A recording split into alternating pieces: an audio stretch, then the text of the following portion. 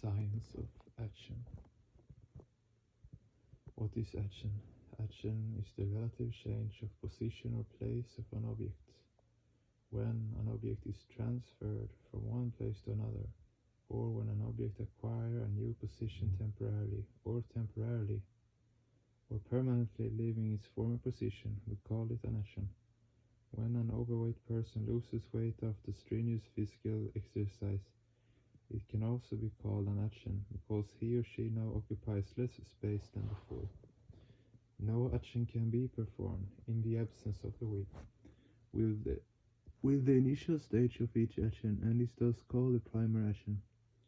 One may think that actions such as the beating of the heart, sleeping and awakening occur independently of the will, but this is not so. In these actions too, the will plays a dominant role. In the mundane sphere, some actions depend on the unit will and some on the cosmic will. Human beings move according to their individual wills, but the wind blows according to the cosmic will. Actually, most of the actions which human beings supposedly perform by their own will are directly guided by the cosmic will. Some actions are performed by the indirect human will, such as the beating of the heart. When the indirect will ceases to function, it should be understood that one's individual samskaras, reactions in potentiality, have been fully exhausted. Under such circumstances, a person is sure to die. This death is called the final glorious death, Mahamrityu. Most people who commit suicide do not have the direct will to survive. However, their indirect will remains partially active, sustained by the desire to be free of the untold sorrows, miseries, and humiliations of this life. Deep within they cherish an indirect desire to acquire a new dignified life in another world after death. This desire is the work of the indirect will. Their indirect will seeks a way to escape the ignominy of humiliation and build a new and better life in the future. Their will did something in the past for which they must undergo their present humiliation. The macrocosmic will is eternally active behind the creation of this universe. The supreme will of Paramapurusha is termed Shambhalinga in philosophy. An action which is done independently is called Pratyambhalakya karma, original action. Suppose one has a desire to go to Calcutta and then actually goes there. This is an original action because to go or not to go to Calcutta depends entirely on one's will, but an action which one is obliged to perform mechanically under pressure of circumstances is called Samskara Malakya karma, reaction to the original action. In these actions, it is the indirect will and not the direct will which functions. The original deed which was performed by the direct will is later expressed as a reaction by the indirect will. Your indirect will forces you to become a tool to restore the equilibrium in the universe which was lost due to your original action. In Samskara Malakya karma, individuals have no free will, but are slaves to the dictates of the indirect will. Suppose a person commits a theft by his free will. As long as the reaction of the original action of theft is unexpressed, his indirect will remains in seed form as reactive momenta, but the moment the indirect will finds a congenial environment, it expresses itself, resulting in the thief either being arrested by the police or having to undergo some punishment or humiliation. This is how the thief reaps the consequences of his previous action of theft. Good reaction to good actions are experienced in a similar way. One will have to reap the consequences of one's past actions until one's samskaras are exhausted. If one's previous deeds were virtuous, life will be blessed, but if they were wicked, one will be branded as a sinner. Only when all good and bad actions have been expressed do the bondages of vice and virtue snap open. All actions, whether introversial or extroversial, crude or subtle, certainly lie latent in individuals in seed form as potential reactions. One day, with the help of the indirect will, they will be expressed in the external world. Suppose one harms someone. The reaction of one's action will lie in potential form until the proper time and place arise for its expression. Even if one does not harm anyone physically, but simply thinks of harming someone, some scars will still be created.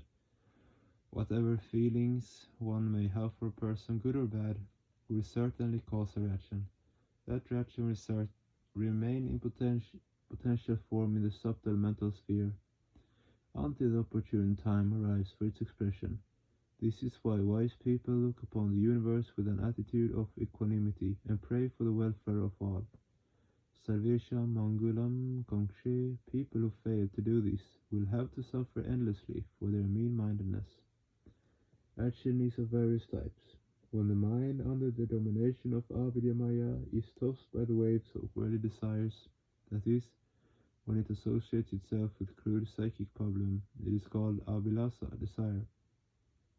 When abhilasa becomes firmly rooted, it is called samkalpa, resolve for attaining psychic problem. When the mind functions in collaboration with pranendriya and karmendriya, motor organs, it is called kriti, physical action. And when it associates itself with pranendriya and gyanendriya, sensory organs, the mental expansion is called avadana, advertence. Abhilasa, kriti and avadana are all actions. Avadana is of three types. When the sensory organs connect themselves to certain objects, but the mind does not accept them, that mental state is called anavadanata, inadvertence. For example, a student's eyes may be reading the pages of a book, while his or her mind is diverted elsewhere. Many students cannot learn the lessons due to this sort of inadvertence in study. When the mind perceives an object through the medium of the sensory organs, but does not have any deep knowledge about that object, then that special state of anavadana is known as alochana, jnana, sensation. Here the word alochana does not mean serious reflection. The firmly established sensation which occurs when knowledge is acquired from various sources of an object is called perception, shaitik pratyaksha. Perception may also be called coordinated sensation. Suppose three blind people feel an elephant to find out what it is like. The one feels the legs might think that the elephant resembles the trunks of banana trees. The one who feels the trunk may think that the elephant is like a pipe. And the one who feels the ears may think that the elephant is like bamboo trays. Each one experiences a different kind of sensation. Only when the totality of the legs, trunks and ears is produced as an image in the mind can one acquire a true image of an elephant. The temporary idea acquired about an elephant is called perception. When perception becomes meaningful, that is, when a particular name is given which corresponds to the nature of things already perceived, it is called conception. The perception of an elephant is only possible when all the parts of its body, legs, trunks, ears, etc., produce an image of an elephant. When one sees the elephant a second time, one thinks, it looks just like the animal I saw previously. Yes, it must be an elephant. When this confirmation occurs, one can say that one has a concept about something. When a past perception is recreated in the mind, with the help of memory, it is called tattvajnana. Tattvajnana can be various types. In the process of meditation, the crude mind merges into the subtle mind, and the subtle mind loses its identity in the kausha mind.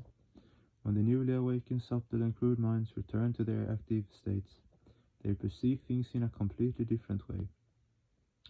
This new set of perceptions is also called tattvajnana or siddhajnana. In fact, tattvajnana is also a type of action, though it is not included in avadana. It was explained earlier that kriti occurs when the mind is associated with the motor organs and the pranendriya, and avadana occurs when the mind is associated with the sensory organs and the pranendriya.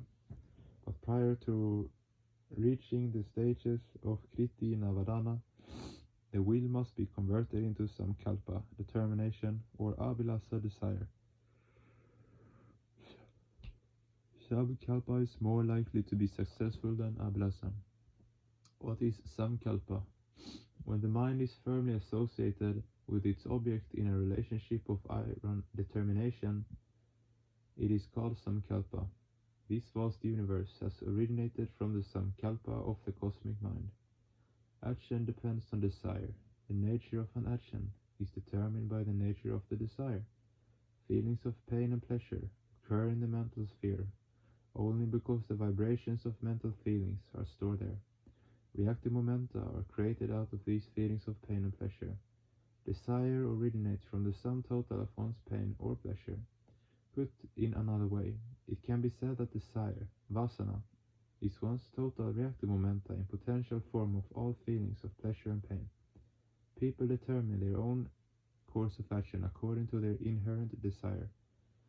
It is desire which puts a bridle on people and drives them according to its whims. People rarely attain the results they seek. When they actually attain, what they actually attain is determined by the nature of their original actions.